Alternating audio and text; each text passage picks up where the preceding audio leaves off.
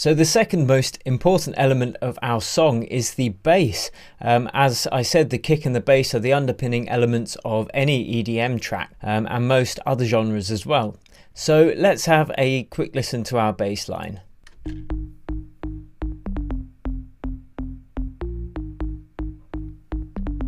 And let's have a look at how that would fit in our 4D mixing space.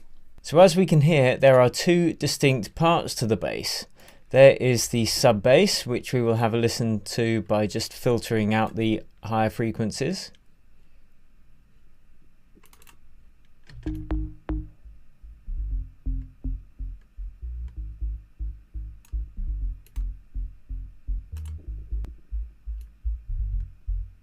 And that's where a lot of the power comes from. And there is the higher part of the bass.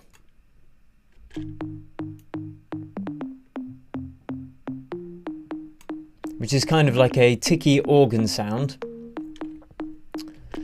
And the bass is a big part of this song. It's kind of like the hook, or one of the hooks, the other main one being the vocals. So in the mixing space, we want to keep the sub-frequencies in the center, and this is so we don't cause any mud. But those upper frequencies can be spread out to the side a bit, give it some stereo width. And we can also add a touch of the room reverb to gel this into the mixing space. But first things first, make sure that we are mixing the bass in mono, so use our mono switch. And this is because the stereo width can confuse us and make us think it sounds really good, but we need to make sure it's clean and crisp. We're working in the frequency dimension at the moment. So first thing is the gain staging, which we've already done. So the next thing is to remove any unwanted frequencies. Now this is where a good pair of headphones comes in handy. Even if you've got some really good monitors, quite often the sub frequencies are quite hard to hear unless you've got a room really set up well. So let's have a listen to our bass, see what's going on. And remember, it's the relationship with the kick we're trying to get right, and this is so important. And if you don't get this relationship right, your song isn't going to sound any good. This is the number one most important thing, is getting that relationship between the kick and the bass sounding good. Now hopefully in the sound design stage you've already matched the bass sounds to work well with the kick, but we are going to EQ the bass whilst listening to the kick to make sure that we get that relationship right. So the kick is still punching through before we've applied any sidechain compression. We can see that that's fully dry, so that's not actually being used at the moment.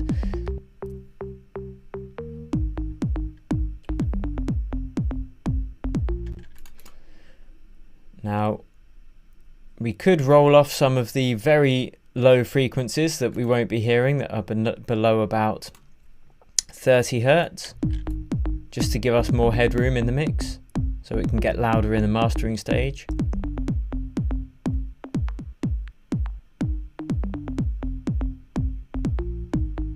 So we're just rolling off the sub frequencies at about 30 Hertz.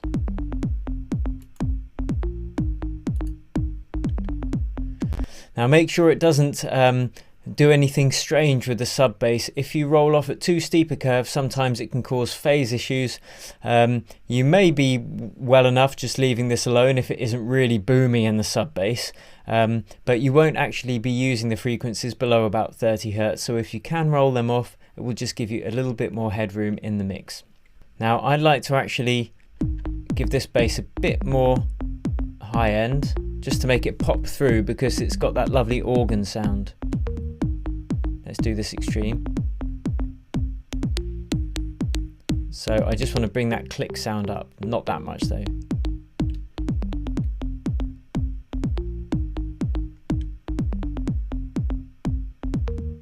Sounds good.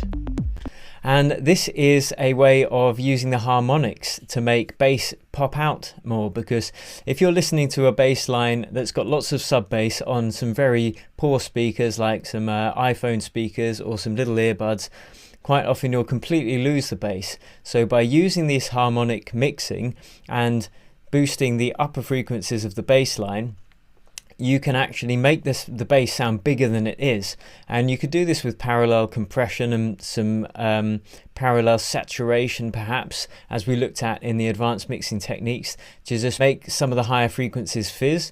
But for this bass line we don't want to do that. It's possible that some of it was done in the music production stage,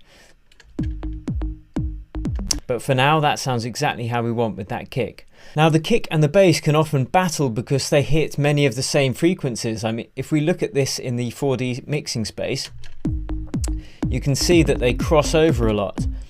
But stacking up these big sub-frequencies can take all of the headroom out of your mix, which will cause big problems in the mastering stage, and it'll mean your whole mix will end up more quiet and be boomy in the low end. So this is a perfect example of when we use sidechain compression. So we've got our sidechain compressor running from our dedicated sidechain channel, or whichever technique that you prefer to use for sidechain compression.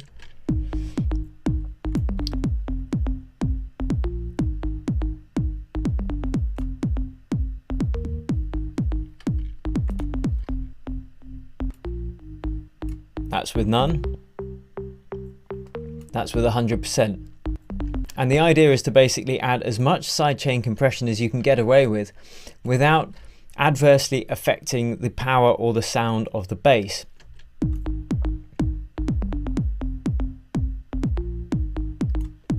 So here is the diagram of what's happening with the kick and the bass and the headroom that we've got available in our mix. So here is our kick and our bass signals, and when we mix we sum these together. In fact, all of the tracks get summed together on the master output.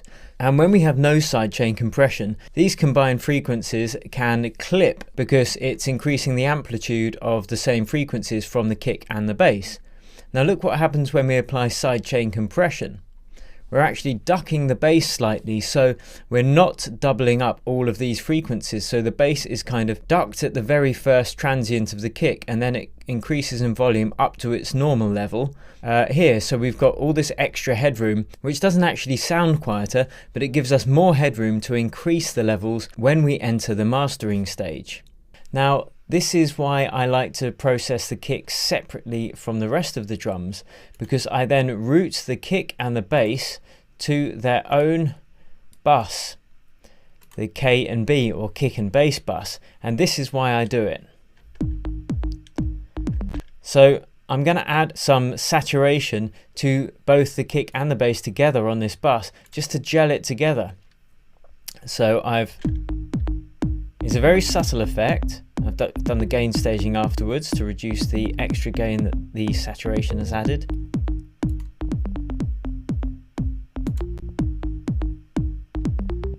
So listen to that difference, it's very subtle.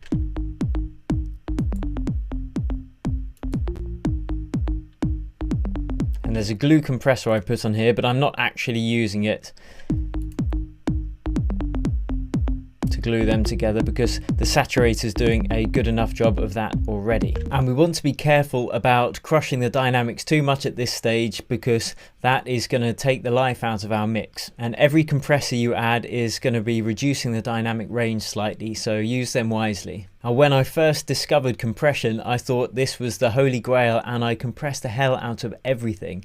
I thought it sounded great at the time, but 10 years on, listening back to the songs I did then, they just sound crushed and weird and kind of pumping and not good basically. Now let's add a bit of stereo width to that bass. This is something that we really do towards the end of the mix, but just to work with at the moment. We can redo it later, but it's important that we get the vibe of the mix at all times. So if a little bit of reverb is important to getting the vibe of that bass, then we'll add it now, and we can always revisit it towards the end of the mix. So let's switch to stereo. Now we've got our room reverb here and our long reverb, but I've also set up a bass reverb, which is pretty much the same reverb as the short reverb, but by having it separate allows me to add a different EQ from the normal room reverb. And this is because the bass line is such an important hook in this song. I want to make sure that the reverb is just perfect. So let's add some.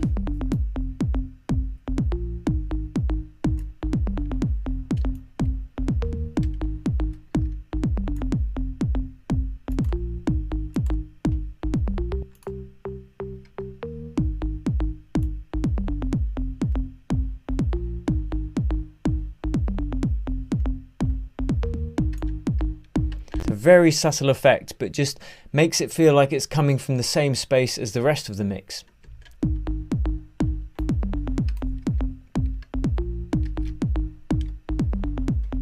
And this is only being applied to the upper frequencies because you don't want reverb on the lower sub-frequencies of the bass, because that's exactly when you will get mud appearing in your mix. So if you are going to add reverb to the bass, make sure it's only the upper frequencies. If the bass line you're working with is purely a sub bass, then you won't be adding any reverb at all.